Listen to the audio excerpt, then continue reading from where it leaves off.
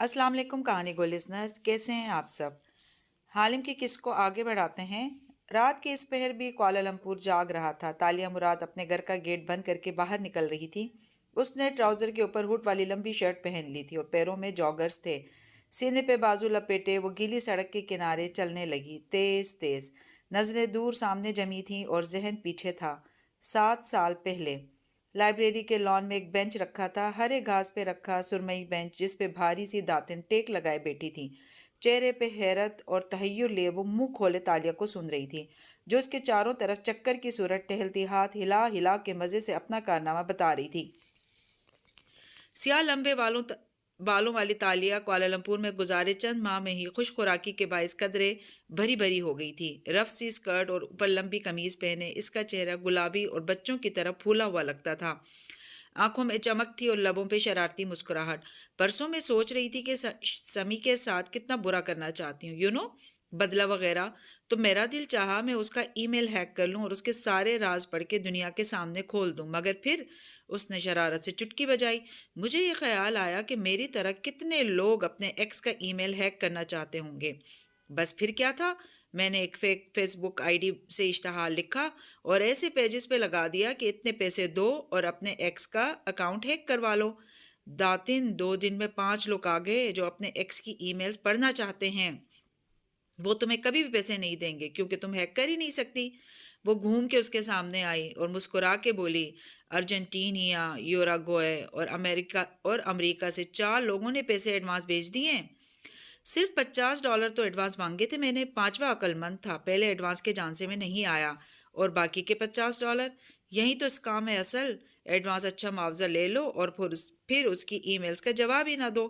$50 سے وہ غریب نہیں ہو جائے گا، مگر ہم ایک کرائے کا مکان افورڈ کرنے کے قابل ہو جائیں گے۔ وہ کسی بھی طرح ہمیں نہیں پکڑ سکتے۔ پیسے کلیکٹ کرنے والی سروس پہ نام بھی غلط دیا ہے میں نے۔ وہ اس کے ساتھ آ بیٹھی اور جوش سے بتانے لگی۔ داتن نے گہری سانس لی۔ تالیہ، میں تمہارے ساتھ ہوں، مگر یہ یاد رکھنا کہ ایک دفعہ ہم اس راستے پہ چل پڑے تو کبھی واپس نہیں ہو سکیں گے۔ اس وقت ابھی بھی وقت ہے، سوچ لو۔ بس کچھ عرصے کے لیے میں یہ چھوٹے چھوٹے کام کرنا چاہتی ہوں، پھر چھوڑ دوں گی۔ ایک گھر گاڑی بنا لوں، اچھا کاروبار سیٹ ہو جائے، پھر مجھے اس کی ضرورت نہیں رہے گی۔ اور ہم کوئی ان سیاست دانوں کی طرح غریب عوام سے لوٹ مار تھوڑی کر رہے ہیں۔ اس نے ہاتھ سے سڑک کی طرف اشارہ کیا جہاں مرکزی شاہراہ پر بل بورڈ لگا تھا، جس پہ وان فاتح کی تصویر آویزاں تھی۔ سوٹ میں ملبوس وہ ہاتھ بلند کیے ہوئے تھا، مسکراتا ہوا روشن چہرہ جس کے ساتھ چند حمایتی نعرے درج تھے۔ میں صرف ان لوگوں سے چند ڈالر لوٹ رہی ہوں جو کسی دوسرے کے ساتھ برا کرنا چاہتے ہیں، یعنی ای میل ہیک کروانا۔ وہ میرے خلاف پولیس میں نہیں جا سکتے کیونکہ جرم کے ارادے میں خود پکڑے جائیں گے، اور اگر وہ اپنے پیسے کی حفاظت نہیں کر سکتے تو اس پیسے کی ملکیت کے اہل ہی نہیں ہیں۔ وہ جذباتی انداز میں دلائل دے رہی تھی۔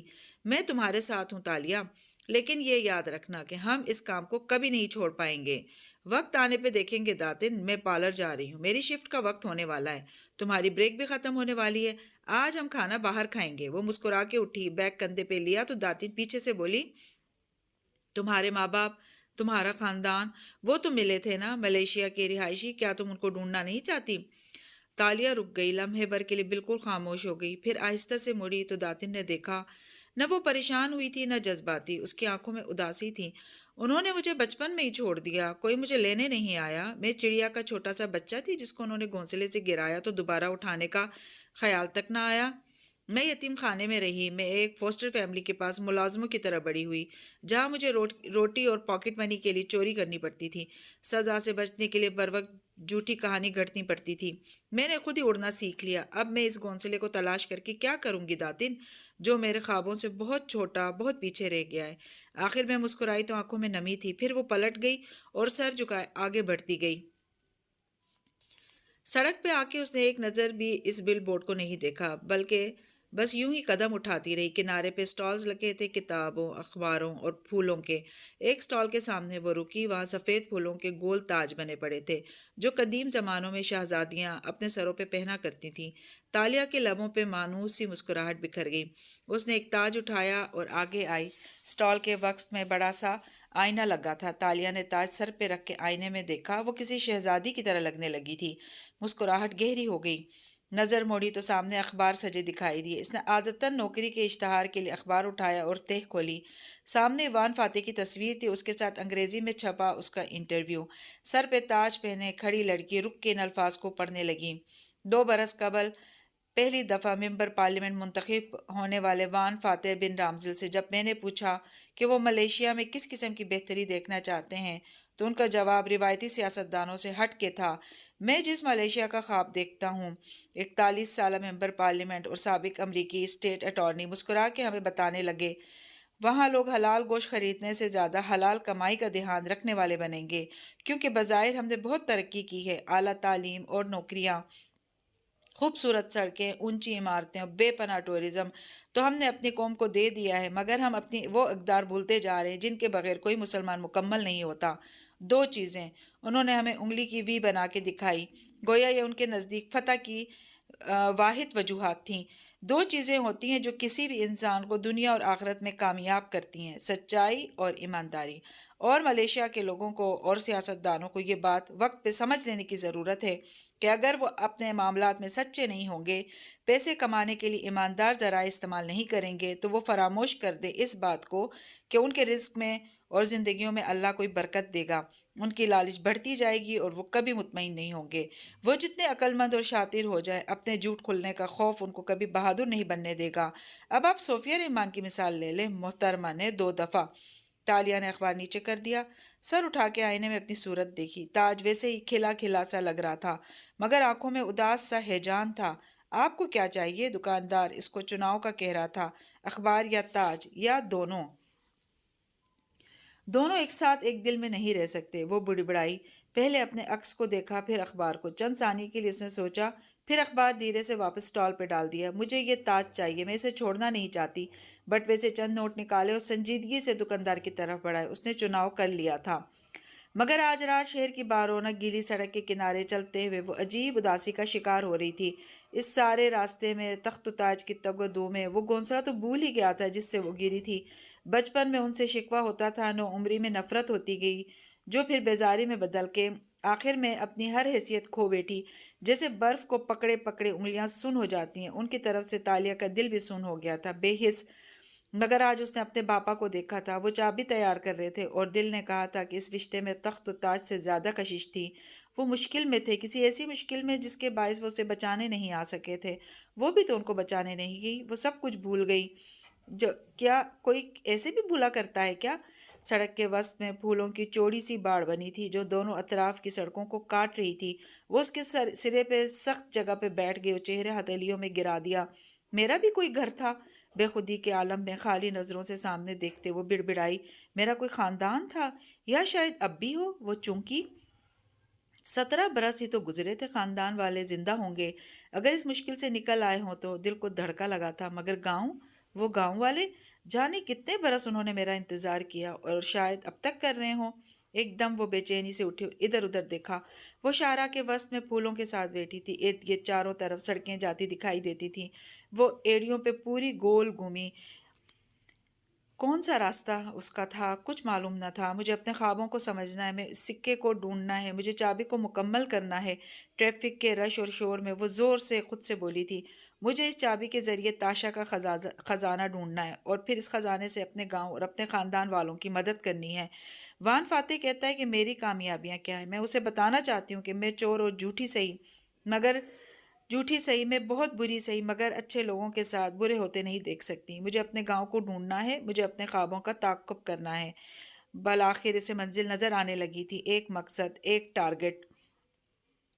ایک عزم کے ساتھ اس نے ہٹ چہرے پہ گرائی، جیبوں میں ہاتھ ڈالے اور اٹھ کے سڑک کے کنارے چلنے لگی۔ اب اس کا ذہن پرسکون اور رخ گھر کی جانب تھا۔ آج اس نے پھولوں کو دیکھا تک نہیں تھا۔ وان فاتح کی رہائش گاہ پہ بھی بارش تھم چکی تھی، سارا گھر پانی سے نہایا ہوا تھا۔ ایسے میں وہ ابھی تک اسٹڈی میں بیٹھا، پیچھے کو ٹیک لگائے، وہ بظاہر پرسکون لگ رہا تھا، مگر جیسے کھڑکی کے شیشے پہ گدلے پانی کی لڑیوں کے نشان جم گئے تھے۔ اس کی سوچیں بھی ایسی دھندلی ہو رہی تھیں۔ میرا اگلا کارڈ کیا ہوگا؟ مگر میرے پاس کوئی کارڈ بچا ہے؟ اس نے سر جھٹکا۔ خیر، کارڈ بہت سے ہوتے ہیں، میں ان لوگوں کے سامنے کبھی نہیں جھکا۔ کوئی وان فاتح کو کنٹرول نہیں کر سکتا، نہ پہلے کر سکا ہے۔ اشر کے ساتھ بھلے ساری دنیا آ کھڑی ہو، مجھے گرا نہیں سکتا وہ۔ ہارتے وہ ہیں جو ہار مان لیتے ہیں۔ اشر سمجھتا ہے جدوجہد کے لیے، سیاسی طاقت حاصل کرنے کے لیے بے پناہ پیسہ اور تعلقات ضروری ہیں۔ سالوں کی محنت، لوگوں کو خوش کرنا اور اشتہار بازی کی مہم، یہ سب انسان کو مقصد تک لے جاتی ہیں۔ ایش نہیں جانتا کہ عظیم مقاصد کے لیے عظیم قربانیاں بھی دینا پڑتی ہیں۔ میں نے اس سفر میں آریانہ کو کھویا ہے۔ اشر نے کیا کھویا ہے؟ اس نے میز کے کنارے رکھا فوٹو فریم اٹھایا۔ اس میں ننھی آریانہ ہیلمٹ پہنے گھوڑے پہ بیٹھی دکھائی دے رہی تھی، ہنستے ہوئے، تھوڑی اٹھی ہوئی تھی اور سامنے سے دو دانتوں کا خلا دکھائی دے رہا تھا۔ یہ اس دن کی تصویر تھی جب آریانہ کھوئی تھی، اور کوئی نہیں جانتا تھا کہ آریانہ کے ساتھ اس روز کیا بیتی تھی۔ اسرا بھی نہیں، سوائے وان فاتح کے کوئی نہیں جانتا تھا۔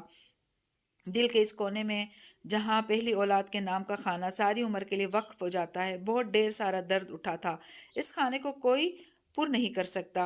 اولاد چلی جائے تو بھی وہ خاندان ویران سوگوار رہتا ہے۔ کسی بھی قسم کی خانہ پوری کا انتظار کیے بغیر صبر بھی آ جاتا ہے، ڈپریشن کا فیز بھی نکل جاتا ہے، آدمی مضبوط ہو کر آگے بھی بڑھ جاتا ہے، مگر رات کو سونے سے پہلے، نیند کی وادی میں ڈوبنے سے پہلے، پلک جھپکنے سے پہلے وہ خانہ ہر رات پکارتا ہے۔ وہ غم کبھی نہیں جاتا، شکل بدل جاتی ہے، کیفیت ڈھل جاتی ہے، مگر واللہ وہ غم ساتھ نہیں چھوڑتا۔ اگر میں اب ہار مان گیا تو سمجھو آریانہ کی قربانی رائیگاں گئی۔ پھر اس نے گہری سانس لی، فریم واپس رکھا اور موبائل اٹھایا۔ چند لمحے بعد وہ فون کان سے لگائے۔ جب یہ الفاظ ادا کر رہا تھا تو چہرے کی مسکراہٹ سچی اور اطمینان اصلی تھا۔ عبداللطیف، میں نے ذرا سے شانے اچکائے۔ اشر کے تالاب میں کنکر پھینکے ہیں اور وہ کنکر کافی بڑے ہیں۔ نہیں، پریشانی کس بات کی؟ وہ ہلکا سا ہنسا۔ تمہیں معلوم ہے سیاست تھرل کے ساتھ اور بھی دلچسپ ہو جاتی ہے۔ تم اگلے کچھ دن کے واقعات بہت انجوائے کرو گے۔ پھر دوسری طرف کچھ سن کے رکا اور سوچتے ہوئے چہرے کی لو کو انگلی سے رگڑا۔ میں صرف اشر کو مصروف کر رہا ہوں۔ فاتح دنیا کو مثبت سوچ سے دیکھتا ہے۔ مجھے اپنا اور ملیشیا کا مستقبل بہت روشن نظر آ رہا ہے۔ وہ جتنی چالیں چل لیں، میرے ہاتھ کوئی نیا کارڈ لگ ہی جائے گا۔ فی الحال میں صرف ایک جگہ مار کھا سکتا ہوں اور وہ ہے فنڈز کی کمی۔ مجھے پیسے چاہیے ہیں۔ نہیں، میں امیر دوستوں کے عطیات قبول نہیں کر سکتا۔ نہ قرض لینا چاہتا ہوں، نہیں مجھے اپنی بیوی کے پیسے بھی نہیں چاہیے ہیں۔ میں ملاقہ والا گھر بیچنے کے بارے میں سوچ رہا تھا۔ ہاں، اس بارے میں کوشش کرو۔ وہ عبداللطیف کا جواب سن کے ہنسا۔ نادر اور قیمتی ہے تو کیا ہوا؟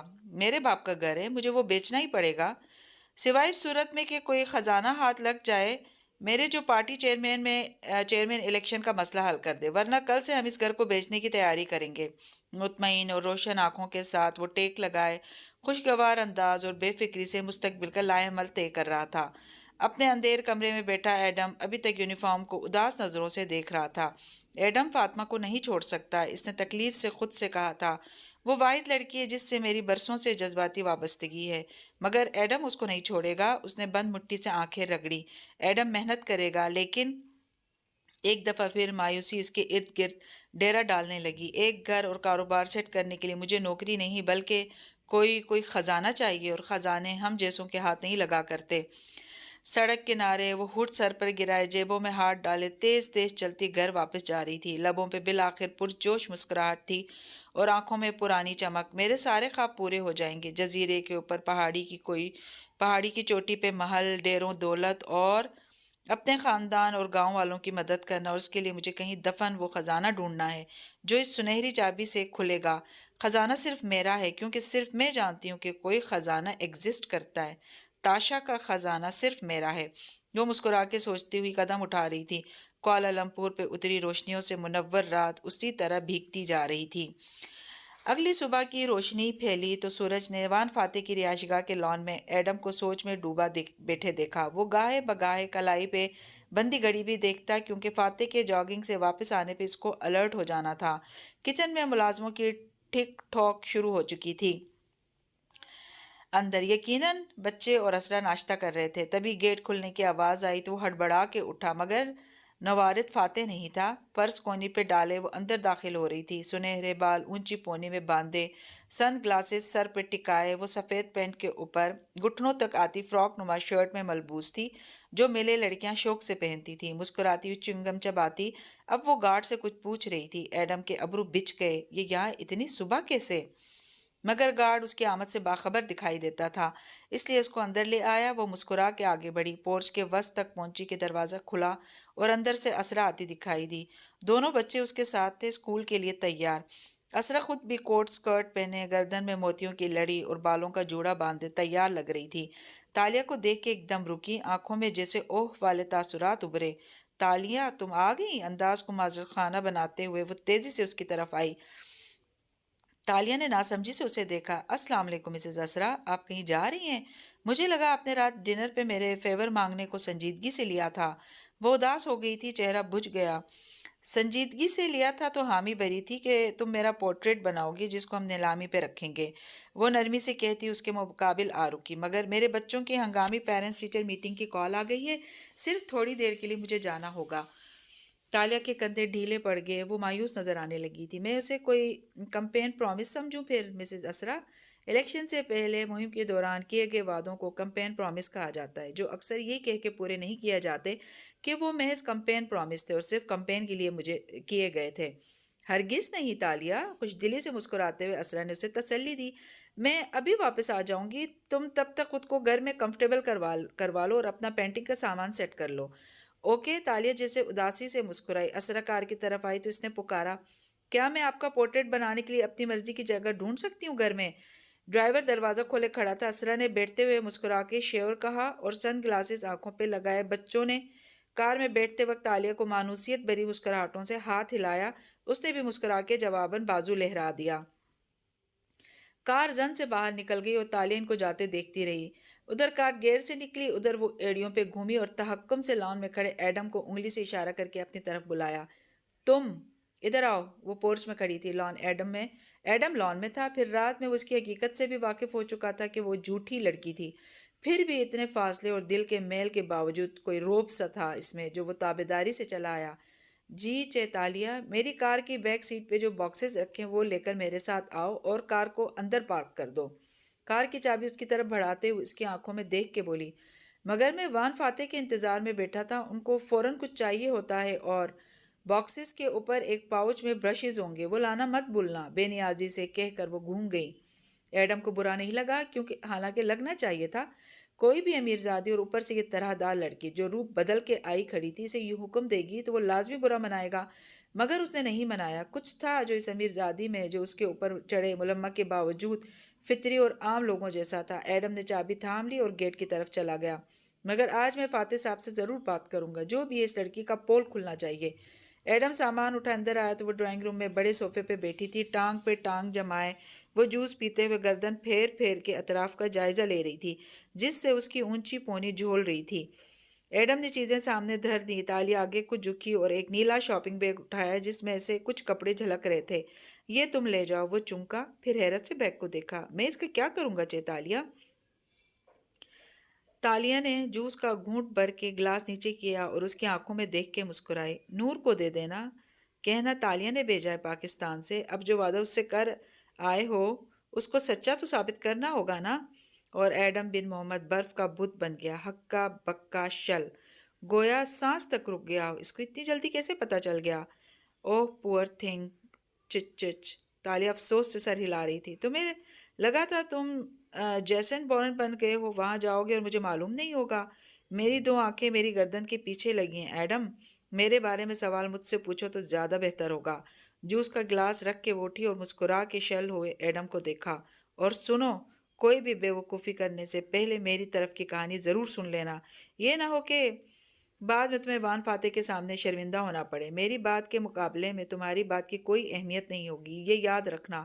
باتھ روم کس طرف ہے؟ شل سے کھڑے ایڈم نے میکانکی انداز میں کونے میں بنے گیسٹ روم کی طرف اشارہ کیا تو تالیہ سیدھی اس طرف چلی گئی۔ اسرا کی میٹنگ والی ٹرک کام کر گئی۔ کچھ دیر بعد وہ سنک کے سامنے کھڑی اپنے عکس کو دیکھتی فون پہ کہہ رہی تھی، میں نے کہا تھا نا، 2-4 ماہ اسکول فون کر کے کہیں گی کہ اسرا کا بیٹا کلاس میں سیاسی پمفلٹ تقسیم کر رہا ہے تو صبح صبح اسرا کو بلوا لیا جائے گا۔ پکا کام کیا ہے، گھنٹے سے پہلے اسرا بیگم فارغ نہیں ہوں گی، تب تک سکے کو ڈھونڈ لو۔ اور سنو، داتن ساتھ میں کچھ کھا بھی رہی تھی، ایک دم یاد آنے پہ بولی، ایڈم کا کچھ کیا؟ میں نے تمہیں بتایا تھا نا، میرے آدمی نے کہا ہے کہ وہ رات میں، ہاں اس کو میں نے الجھا دیا ہے، کچھ بھی کرنے سے پہلے امید ہے مجھ سے بات کرے گا۔ تمہیں کیسے پتا؟ کیونکہ کچھ لوگ لیڈ کرنے کے لیے ہوتے ہیں، کچھ لیڈ ہونے کے لیے۔ ایڈم دوسری طرح کے لوگوں میں سے۔ تم بتاؤ، وائی فائی کو جام کر دیا؟ وہ بے چینی سے پوچھ رہی تھی۔ ہاں، میں گھر سے ذرا فاصلے پہ ہی ہوں، وائی فائی جام ہو چکا ہے، اب گھر کے کیمرے کام نہیں کریں گے۔ کیمرے صرف انٹرنس اور ڈرائنگ روم میں ہیں، پرائیویسی کے باعث ہر جگہ کیمرے نہیں لگے۔ اچھا اب میں اوپر جا رہی ہوں، سرگوشی میں کہہ کے اس نے فون رکھ دیا۔ کچھ دیر بعد وہ لاؤنج کی سیڑھیاں چڑھتی دکھائی دیتی تھی، سر جھکا کے موبائل کے بٹن بھی دبا رہی تھی، مصروف اور موڈی انداز۔ اسی طرح اوپر چلی گئی اور ملازم خاموش رہے۔ فاتح کا ایک انٹرویو چند ماہ پہلے اس کی اسٹڈی میں لیا گیا تھا۔ اس کی تصویر میں فاتح کے عقب میں شیلف میں سکوں کی کلیکشن نظر آ رہی تھی۔ کسی زمانے میں شاید وہ اکٹھا کرتا ہوگا، اسے وہیں دیکھنی تھی۔ اگر گھر میں کہیں وہ سکہ رکھ سکتے تھے تو یا کلیکشن میں سجا کے یا اسرا کے لاکر میں چھپا کے رکھ سکتے تھے، یہی دو جگہ تھی۔ وہ اوپر آئی اور ادھر ادھر دیکھتی آگے بڑھتی آئی۔ ایک دروازہ کھولا تو وہ گلابی رنگ سے سجا چھوٹا کمرہ تھا، جو لیانا کا کمرہ ہے شاید۔ اس نے دروازہ بند کر دیا۔ دوسرا کھولا تو پوسٹرز اور گیمز کلیکشن سے معلوم ہو گیا کہ وہ سکندر کا تھا۔ تالیہ نے اس کو بھی احتیاط سے بند کر لیا۔ پھر وہ ٹھہری۔ راہداری کے سرے پہ ایک اور دروازہ بھی تھا۔ تجسس اور اصرار میں لپٹا تالیہ کا دل یوں ہی دھڑکا۔ وہ آگے اور ڈور ناب گھمایا تو دروازہ کھلتا چلا گیا۔ ایک کھڑکی کا پردہ ہٹا تھا جس سے روشنی چھن کے کمرے میں گر رہی تھی۔ وہ اونچی چھت کا کھلا سا کمرہ تھا، نہ بیبی پنک میں رنگا، نہ کھلونوں سے سجا۔ اس میں اونچے بک ریک تھے جن کی کتابیں سجی تھیں، کتابیں، بہت سی کتابیں۔ تالیہ نے اندر قدم رکھا اور بتی جلائی۔ کمرہ بالکل صاف تھا، مگر لگتا تھا عرصے سے بیڈ پہ کوئی بیٹھا نہیں ہے۔ کونے میں نفاست سے سجی اسٹڈی ٹیبل، اس پہ لکھنے پڑھنے کا سامان۔ وہ آگے آئی، بک ریک کے سامنے رکھی، گردن اٹھا کے کتابوں کی جلدیں دیکھیں، فیری ٹیلز، فینٹیسی ناولز، ننھے غزال کی کہانیاں، دیو مالائی جادوئی داستانیں، 1001 راتیں، الف لیلا و لیلا۔ کسی سحر میں وہ کتابوں کی جلدوں کو پڑھتی آگے بڑھتی جا رہی تھی۔ الماری کا پٹ کھولا تو اندر کپڑے ٹنگے تھے، عام نہیں صرف خاص، پیروں تک آتی، کامدار میکسی جو کسی 7-8 سال بچی کو پوری آ سکتی تھی، تاج، موتیوں کی مالائیں، قدیم طرز کی شہزادیوں والے لباس اور زیورات۔ تو آریانہ کو شہزادیاں پسند تھیں، اور شاید فیری ٹیلز میں رہنا بھی۔ وہ اداسی سے مسکرائی۔ اگر اب وہ کہیں زندہ ہے تو 13-14 سال کی ہوگی۔ اس نے افسوس سے سر جھٹکا، پھر گھڑی دیکھی، وقت کم تھا۔ وہ احتیاط سے دروازہ بند کر کے باہر نکل آئی تو یوں لگا کسی گزرے زمانے کا دروازہ بند کیا ہے، جیسے کوئی عہد تمام ہوا، جیسے ماضی دفن ہو گیا۔ اسٹڈی خاموش پڑی تھی، گردن دائیں بائیں گھماتی، پونی جلاتی وہ سبک قدموں سے اندر داخل ہوئی۔ سامنے دیوار میں بنا اونچا شوکیس تھا، وسطی خانے میں سٹینڈ کے اوپر سکے سجے تھے، مختلف ادوار اور حکومتوں کے سکے۔ وہ شوکیس کے شیشے کے بالکل قریب آ رکی، ایک ایک سکے کو دیکھا، ان کے نشان، علامتیں پڑھی۔ وہ سکہ ندارت تھا، اور تبھی شوکیس کے شیشے میں عکس ابھرتا دکھائی دیا۔ تم؟ وان فاتح کی برہم سی آواز سنائی دی، مگر وہ تالیہ تھی، نہ ڈری نہ گھبرائی، آرام سے پلٹی اور مسکراتی نظریں ان پہ جمائیں۔ گڈ مارننگ فاتح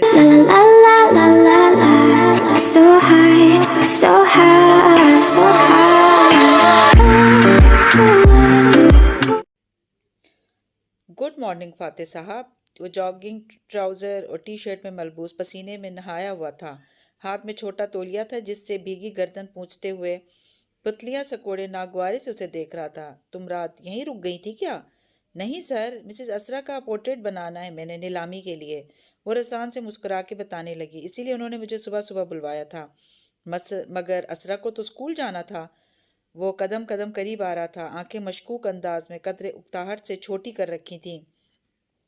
جی، اور انہوں نے واپس آنے تک مجھے پورٹریٹ کے لیے مناسب جگہ ڈھونڈنے کے لیے کہا ہے۔ میں وہی جگہ تلاش کر رہی تھی کہ آپ کی اتنی خوبصورت اسٹڈی اور یہ کلیکشن دیکھنے سے خود کو روک نہ سکی اور اندر چلی آئی۔ تم سب ہر دفعہ یہیں سے کیوں بات شروع کرتی ہو؟ فاتح نے افسوس بھری گہری سانس لے کر اس کو ٹوکا تو تالیہ ٹھٹک کے رک گئی۔ جی، مجھے وقت نہیں ملتا، ورنہ ضرور نوٹس کرتا کہ تم نے میری بیوی کو آخر کس طرح اتنا چارم کر لیا ہے کہ اس نے تمہیں گھر میں داخل ہونے دے دیا ہے، لیکن میں آج تک یہ نہیں سمجھ سکا کہ تم سب لڑکیاں ہمیشہ گھر میں گھومنے پھرنے سے ہی کیوں آغاز کرتی ہو۔ ٹھنڈے انداز میں کہتے ہوئے اسٹڈی ٹیبل کے دراز تک آئے اور اسے کھولا، پھر سر جھکائے چند فائلز نکالیں۔ تالیہ کو بات سمجھ آئی تو اس کی رنگت سرخ ہوئی۔ آپ مجھے غلط سمجھ رہے ہیں؟ بالکل، وہ سر اس بات میں ہلاتے ہوئے فائل کے صفحے پلٹتے ہوئے کچھ تلاش کر رہا تھا۔ پھر بالکل یہی فکرہ بولا جاتا ہے، میں ایسی لڑکی نہیں ہوں، آپ مجھے غلط سمجھ رہے ہیں۔ اس کے بعد عموماً تم میں سے کوئی رونا شروع کر دیتی ہے، میرے ساتھ فلاں مسئلہ ہے، فلاں مجھے ہراس کر رہا ہے، میرا فلاں کام اٹکا ہوا ہے۔ فائل پہ جھکے بازو پیچھے لمبا کر کے اس نے میز سے قلم اٹھایا اور صفحے پہ کچھ انڈر لائن کیا، ساتھ ہی بےرحمی سے بولا جا رہا تھا۔ پھر اس کے بعد لڑکی اپنا نمبر چھوڑ جاتی ہے یا کارڈ، اور ہاں مجھے بھول گیا، ساتھ میں اپنی کوئی چیز بھی، کوئی کلپ، کوئی ایئر رنگ، کوئی ٹشو، کبھی میری اسٹڈی میں، کبھی نیچے میرے کمرے میں نظر بچا کے داخل ہو کے اس لیے نظر اٹھا کے سادگی سے اسے دیکھا۔ اگر تم نے کچھ چھوڑا ہے تو ابھی لے جاؤ، کیونکہ میں ایسی چیزوں کو کچرے میں پھینک دیتا ہوں، اور میری بیوی ان کی اتنی عادی ہے کہ وہ ایسی بیوقوف لڑکیوں پہ ہنس دیا کرتی ہے۔ قلم رکھا اور چھوٹے تولیے سے چہرہ اور گردن دوبارہ سے پہنچے۔ تالیہ نے گلابی پڑتے چہرے کے ساتھ ضبط سے ہنکارا بھرا۔ آپ یہ کہہ رہے ہیں کہ آپ کی فینز آپ کے گھر داخل ہو کر یہ سب کرتی ہیں؟ اور بالکل تمہاری طرح وہ ظاہر کرتی ہیں کہ میں ان کو معلوم ہی نہیں کہ دوسری لڑکیاں یہ کام پہلے بھی کرتی آئی ہیں۔ بولتے وہ میز کے کنارے پہ بیٹھا اور سیل فون نکال کے فائل سے کچھ اس پہ فیڈ کرنے لگا۔ اور اکثر یہ لڑکیاں کسی بہانے سے مسز اسرا سے شناسائی بنا کے آپ کے ارد گرد یہ ساری حرکتیں کرتی ہیں۔ وہ لب بیچے بددقت مسکرا کے بولی، کئی سالوں سے بالکل اسی طرح۔ اس کی نظریں اسکرین پہ جھکی تھی اور انگوٹھا ٹچ بٹنوں پہ حرکت کر رہا تھا۔ تالیہ کی گردن میں گلٹی سی ڈوب کے معدوم ہوئی، آنکھیں سرخ گلابی پڑنے لگی تھی، مگر وہ سیدھی کھڑی رہی، گردن کڑائے رکھی۔ میں یہ نہیں پوچھوں گی کہ آپ سچ کہہ رہے ہیں یا نہیں، کیونکہ وہ یقیناً یہ سب کرتی ہوں گی۔ میں صرف اتنا پوچھوں گی وان فاتح، چبا چبا کے وہ زہر خند سا بولی، کہ وہ یہ سب آپ کے آس پاس اتنا کمفرٹیبل ہو کر کیسے کر لیتی ہیں؟ فاتح نے چونک کے آنکھیں اٹھائی۔ اسے شاید اس جواب کی توقع نہیں تھی، مگر وہ لڑکی اب بازو سینے پہ لپیٹے ڈٹائی سے بلند آواز میں بولے جا رہی تھی۔ آپ یہ کہہ رہے ہیں کہ آپ اپنی بیوی سے وفادار ہیں، اور یقیناً ہوں گے۔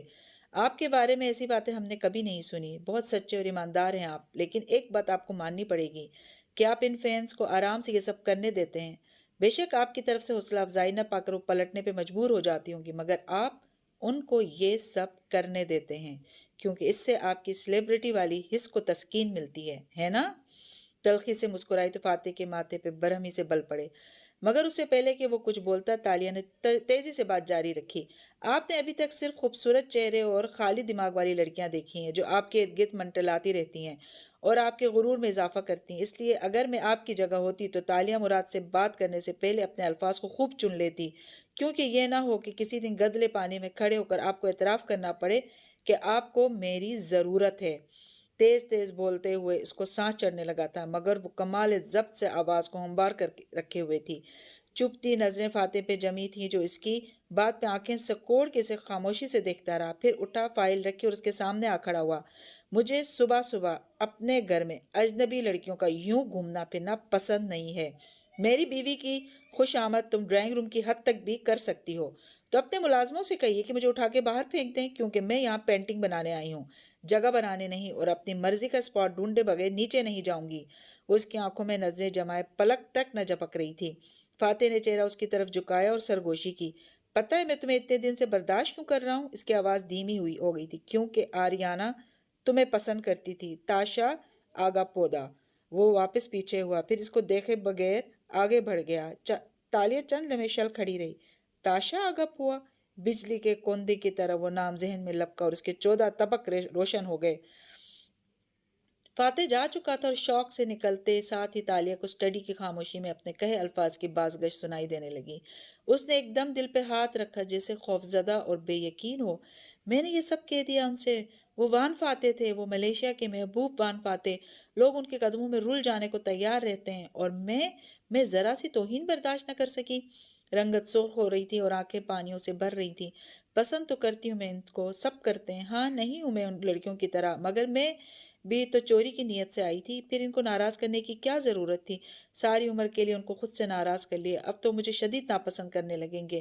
اپنے سر پہ اس نے بے بسی سے چپت لگائی۔ وہ وان فاتح تھے تالیہ، ان کو روز ایسی ہی لڑکیاں ملتی ہیں، اتنا زیادہ کرنے کی کیا ضرورت تھی تمہیں؟ خاموشی سے برداشت کر لیتی۔ اف، تم نے کس کو ناراض کر دیا؟ مگر وہ مجھے ہتک سے دیکھ رہے تھے۔ اندر کی لڑکی نے انگڑائی لی، اور میں ایسی ہتک کسی کی طرف سے برداشت نہیں کر سکتی۔ کیا سچ تھا کیا جھوٹ اب فرق نہیں پڑتا تھا۔ اس نے آنکھیں رگڑی اور باہر نکل آئی۔ اسرا آنے والی ہوگی، مگر دل ابھی تک کرلا رہا تھا اور احساس توہین سے کان ہنوز سرخ پڑے تھے۔ وہ ایک قلعہ نما بلند و بالا گھر تھا جس کے چاروں طرف وسیع سبززار پھیلے تھے۔ لان کے کونے میں ایک اونچا ٹیلہ تھا جس میں لکڑی کی گول کینوپی بنی تھی، لکڑی کے ستونوں کی مدد سے کھڑی اونچی چھتری جس کے نیچے کرسیاں بچھی تھیں۔ وہاں بیٹھے افراد نشیب میں جاتے سبززار اور دور واقع قلعے کا دل فریب نظارہ کر سکتے تھے۔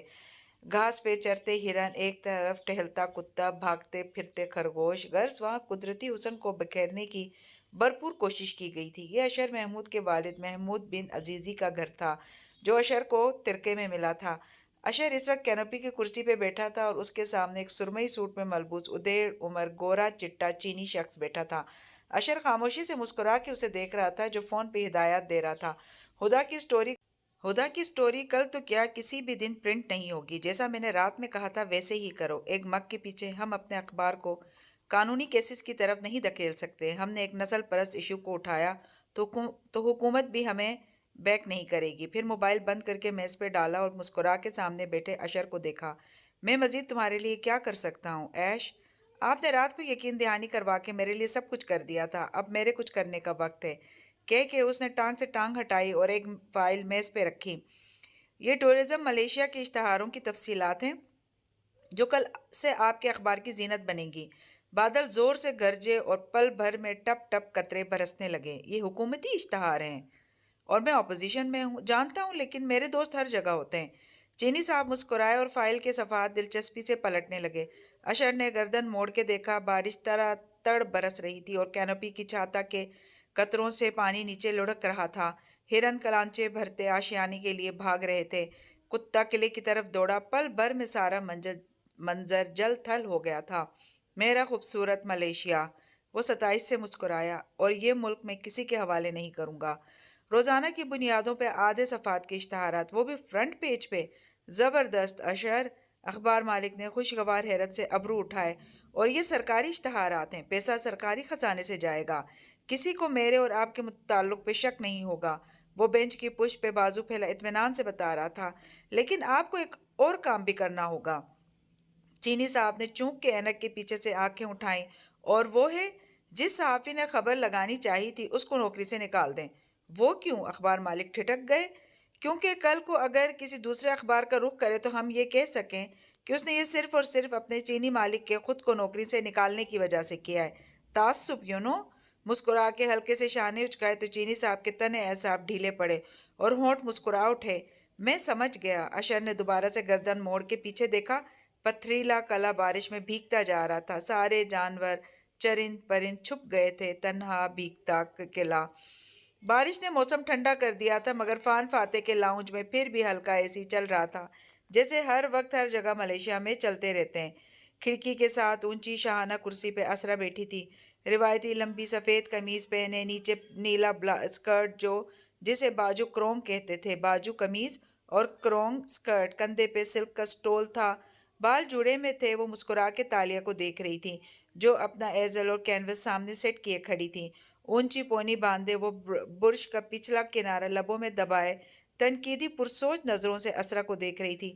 ایک منٹ، پھر برش اٹھا کے آگے آئی اور کسی ماہر سٹائلسٹ کی طرح اسرا کا دوپٹہ کندھے پہ درست کرنے لگی۔ اپنی شرٹ سے بروچ اتار کے سٹول بروچ کے ذریعے اسرا کے کندھے کے ساتھ نتھی کیا۔ آپ کسی دوسرے کا زیور پہننا برا خیال تو نہیں کرتی؟ سوال پہ اسرا مسکرا دی۔ یہ بروچ بہت خوبصورت ہے۔ یعنی برا خیال کرتی ہے مگر ابھی تکلف میں برداشت کر لے گی۔ گڈ۔ آپ کا پورٹریٹ بہت خوبصورت ہوگا مسز اسرا۔ مجھے نیلامی کے 1.5 درجن کارڈز بھی دیجیے گا، کیونکہ میں چند ملکی اور غیر ملکی آرٹ کلیکٹرز کو مدعو کرنا چاہوں گی، جو ویسے تو شاید وان فاتح کا نام سن کر بھی نہ آئیں مگر میرے کہنے پہ آ جائیں گے۔ کنکیوں سے فاتح کو دیکھ کے اونچا سا بولی، جو تیار ہو کے اپنے کمرے سے نکل رہا تھا، سیاہ سوٹ ٹائی میں ملبوس، بالوں کو دائیں طرف پیچھے کو جمائے، پارٹی آفس جانے کے لیے مکمل تیار تھا۔ اپنے نام پہ ایک چٹتی نگاہ اس طرف ڈالی جہاں اونچی سنہری پونی والی لڑکی قدرے خفگی سے اسرا کا سٹول جھوڑتے کہہ رہی تھی، جیسے اس کو پرواہ تھی۔ سر جھٹک کے وہ آگے بڑھ گیا۔ مسز اسرا، اگر آپ برا نہ منائے تو۔ وہ پیچھے ہوئی اور پھر سے تنقیدی نظروں سے اسرا کا جائزہ لیا۔ موتیوں کے بجائے ڈائمنڈز پہنے۔ موتی آپ کو سیاسی بیوی کا لک دیتے ہیں، جو کہ آپ ہیں، مگر میں مسز فاتح کا پورٹریٹ نہیں بنانا چاہتی۔ میں اسرا محمود کو پینٹ کرنا چاہتی ہوں، جو ایک وکیل، ایک ماں، ایک بیوی کے علاوہ بھی اپنی پہچان رکھتی ہیں۔ آپ وہ جولری پہنے جو بطور ایک عورت آپ نے سب سے زیادہ دل سے خریدی ہو، جو اسرا نے اسرا کو تحفے میں دی ہو۔ اس کی بات پہ اسرا چونکی۔ بات دل کو لگی تھی۔ وہ مسکرا کے میں سمجھ گئی کہتی اٹھی اور اپنے کمرے کی طرف بڑھ گئی۔ فاتح لاؤنج سے ملکہ ڈائننگ ہال کی طرف جا رہا تھا جہاں اس کا ناشتہ تیار تھا۔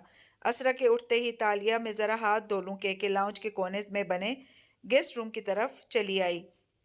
दरवाज़ा बंद करते उसके हाथों में तेजी आ गई। फोन निकाला और हैंड्स फ्री नथी करके कानों में घुसाए। फिर बेचैनी से स्क्रीन को देखने लगी, जहां असरा के ब्रोच में नस्ब, नैनू कैमरा, वो सब दिखा रहा था जो असरा देख रही थी। कमरे में दाखिल होने का अंदाज, फिर कैमरा आगे बढ़ता गया, लॉकर के पास ठहर जाना। असरा का हाथ सामने आया, लॉकर के पहिए को मखसूस नंबरों पे घुमाया। तालिया ने उनको जबानी याद किया। वीडियो क्लीन थी। लॉकर का दरवाज़ा खुल गया। अब सारा लॉकर सामने था। असरा ने एक एक डब्बा हटाया, चंद जेवरात चेक किए और एक नेकलेस निकाला। लॉकर इतने अच्छे तरीके से ऑर्गेनाइज्ड था कि तालिया स्क्रीन पे देख सकती थी। सिक्का वहां नहीं था। तालिया के वजूद में मायूसी फैलने लगी। वो हैंड्स फ्री उतार देती कि आवाज़ सुनाई दी, असरा। कैमरा घूमा, असरा घूमी तो फातिह सामने आया। वो नाश्ता अधूरा छोड़ के आया था गालिबन। चेहरे से नाखुश लगता था। पीछे कमरे का दरवाज़ा भी बंद था ताकि आवाज़ बाहर न जाए। तुम नाश्ता नहीं कर रहे? ये लड़की कब तक हमारे घर में मंडलाती रहेगी? उसको फारिग करो, मुझे ये बिल्कुल पसंद नहीं आई। अंधेर बाथरूम में खड़ी तालिया मोबाइल की रोशन स्क्रीन पे फातिह का खफा चेहरा देख सकती थी। क्या मैं तुम्हारे सियासी दोस्तों के साथ ऐसे ही करती हूँ?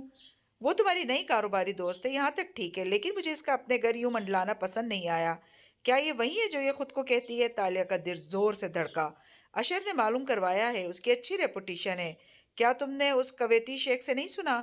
वो तक इससे वाकिफ थे और अशर इसको पसंद करने लगा है। मैं ये सब उसके लिए कर रही हूँ। तालिया मुराद ने दोनों आंखें खोल के स्क्रीन को देखा। क्या? तो समी जो कह रहा था वो दुरुस्त था?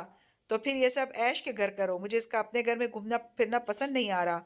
कुछ अजीब डिसऑनेस्ट सा है इस लड़की के बारे में जो मुझे खटक रहा है। वो उकताया हुआ लग रहा था। असरा के सांस लेने की आवाज आई। चंद दिन की बात है, फिर हमने कौन सा मलेशिया में रहना है जो? हम मलेशिया से कहीं नहीं जा रहे असरा। वो सख्ती और दुरुस्ती से बोला। नजरें असरा पे थी, कैमरे पे। तालिया को इसकी नजरें खुद पे महसूस हुई। अशर की बातों से निकल आओ, मैंने अपनी बेटी खोई है इस जिद्दोजहद में। अगर अब मैंने ये सब छोड़ दिया तो इसका मतलब है आरियाना को हमने बेमकसद जाया किया। हम इस बारे में बाद में बात करेंगे फातिह। असरा की खुश्क आवाज सुनाई दी और फिर कैमरा आगे बढ़ गया। असरा बाहर आ रही थी। तालिया ने जल्दी से हैंड्स फ्री कानों से निकाली। थोड़ी देर बाद फातिह डाइनिंग हॉल में नाश्ता कर रहा था। दरवाजे खुले थे और सामने लाउंज में एजल पे ब्रश चलाती तालिया दिखाई दे रही थी। काका! मरकजी दरवाजा खुला और मानूस सी आवाज आई। जहां बुत बनी असरा मुस्कुराई, वहीं तालिया मुराद के अंदर तलखी सी फैल गई, मगर बिना असर लिए पेंट करती रही। अशर अंदर दाखिल हुआ, मुस्कुराता हुआ, पेंट की जेबों में हाथ डाले हुए। कोट का गालिबन कोट गालिबन कार में छोड़ आया था। दूर बैठे फातिह ने बस एक नजर उठा के इसके सलाम का जवाब दिया और सूप पीने लगा। असरा अलबत्ता मुस्कुरा के मुतवज्जह हुई थी। आओ ऐश, मैं तुम्हें ही मिस कर रही थी। वो आगे आया और तालिया को देख के खुशगवार हैरत से रुका। चे तालिया, अस्सलाम वालेकुम। ब्रश करती तालिया ने नजरें कैनवस पे जमाए। वालेकुम सलाम कहते हुए सर को जंबिश दी। अशर ने इसका अंदाज गौर से देखा मगर असर नहीं लिया। वो असरा के सामने कुर्सी पे आ बैठा और तब मुतफक्कर अंदाज से बात शुरू की। मैंने सोशल मीडिया पे वीडियो देखी, आपके साथ यतीम खाने में कल किसी ने बदतमीजी की। असरा ने अफसोस से सर झटका। ऐसा कुछ नहीं है। वो एक जहनी माजूर बच्चा था, जैसे कुछ लोग दावा करते हैं कि उनको सच्चे ख्वाब आते हैं। वो भी यही दावा कर रहा था। ब्रश करती लड़की की हिरनी जैसी आंखें चौंक के तेजी से उस तरफ उठी। सारी दुनिया थम सी गई। मगर उसने क्या कहा तुम्हें काका? अशर बनो हनोज फिक्रमंद था। पता नहीं, कुछ ओल फोल बोल रहा था। कुछ शिकारबाजों में से आकर मेरा शोहर मुझसे चुरा ले जाएगा तो मैं उसे घर में न दाखिल होने दूं। सूप पीता फातिह एकदम हंस दिया तो असरा भी झींप के मुस्कुरा दी। अशर के अब्रू तहय्युर से बिछ गए और तालिया मुराद उसका सांस तक रुक चुका था। वो बिल्कुल शल खड़ी थी। आबंग, आप हंस क्यों रहे हैं? ऐसे लोगों की बातों को नजरअंदाज नहीं करना चाहिए।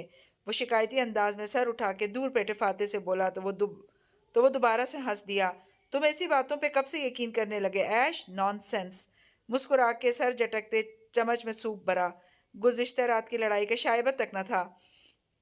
क्या आप इस बात पे यकीन नहीं रखते वान फातिह के लोगों को सच्चे ख्वाब आ सकते हैं? वो एकदम बोली तो फातिह ने नजर उठा के इसे देखा। असरा और अशर भी उसे देखने लगे। दुनिया बहुत अजीब है और यहाँ सब कुछ मुमकिन है ताशा, लेकिन ये तो कोई फ्रॉड लग रहा है। अक्सर लोग इस तरह दूसरों का हाथ रोक के उनके बारे में पेशन गोई करके पैसे बटोरते हैं। संजीदगी से उसे देख के जवाब दिया और सूप की तरफ मुतवज्जह हो गया। आप इन बातों को मानती हैं? अशर के इस्तफसार पे वो चौंकी, फिर शाने उचका के ब्रश उठा लिया। नहीं, किसी को सच्चे ख्वाब नहीं आया करते, लोग झूठ बोलते हैं बस। तलखी से कहकर वो पेंट करने लगी थी। असरा उसी तरह वापस मुस्कुराता मुजस्समा बन गई और अशर गहरी सांस लेकर उठ गया। तुम्हारे तासुरात से लग रहा है तुमने खबर को रुकवा दिया है। अशर इसके पास मेज पे आके बैठा تو وہ سوپ میں چمچ ہلاتے ہوئے بے نیازی سے پوچھنے لگا، آپ نے مجھے انڈر اسٹیمیٹ کیا تھا آبنگ۔ کیا دیا تم نے اخبار کے مالک کو؟ ہوں، اپنے بزنس کے شیئرز کم قیمت پہ فروخت کیے، یا اخبار کے شیئرز کی قیمت بڑھوانے کے لیے اسٹاک مارکیٹ میں کوئی چال چلی، یا آف کورس، فاتح نے سمجھ کے سر ہلایا، اشتہار اشتہار دیے تم نے۔ سیاستدانوں کو جب بھی کسی چینل یا اخبار میں کوئی خبر لگوانی یا رکوانی ہوتی ہے، وہ اس کو اشتہارات دے دیتے ہیں جو قومی منصوبوں کے ہوتے ہیں۔ ان کا پیسہ قومی خزانے سے اخبار کے مالک کو دیا جاتا ہے۔ سیاستدان کو صرف دستخط کرنے ہوتے ہیں، اور جہاں اخبار عام طور پہ $1 کا اشتہار لے گا، وہاں سیاستدان $50 کے اشتہار پہ دستخط کر دے گا۔ اخبار مالک کو ایک کی جگہ پہ $50 ملیں گے تو وہ وہی کرے گا جو سیاستدان کہے گا۔ مان لیجیے کہ آپ مجھے نہیں روک سکتے، فاتح کے قریب چہرہ کر کے سرگوشی میں بولا۔ مسکراتی شاطر آنکھیں فاتح پہ جمی تھیں۔ آپ بوڑھے ہو رہے ہیں اور ملیشیا کو جوان خون کی ضرورت ہے۔ وان فاتح نے سوپ کا پیالہ پرے کیا اور نیپکن سے ہونٹ تھپ تھپائے۔ جب میں لاء اسکول میں تھا تو ہمارا کرمنل لاء کا ایک پروفیسر تھا، بوڑھا ٹھگنا سفید بالوں والا۔ ساری عمر اس نے قانون پڑھانے میں گزاری۔ پھلوں والی پلیٹ اپنے قریب کرتے فاتح مسکرا کے بتانے لگا، وہ کہتے تھا جب لوگ جرم کرتے ہیں نا تو ان کو ان کا جرم نہیں پکڑواتا، ان کو ان کا خوف پکڑواتا ہے۔ وہ خوف جس کے ہاتھوں وہ اس جرم کو ڈھانکنے اور چھپانے کی کوشش کرتے ہیں، وہ کوشش، وہ کور اپ اس کے خلاف سب سے بڑی گواہی بن جاتا ہے۔ اشر کے تاثرات بدلے، آنکھوں سے برہمی جھلکی۔ کسی تنظیم سے نوجوانی کے دنوں میں وابستگی کوئی جرم نہیں ہے، تو پھر تم اس کو اس طرح کور کر کے جرم کیوں بنا رہے ہو ایش؟ وہ اس کی آنکھوں میں دیکھ کے مسکرایا تھا۔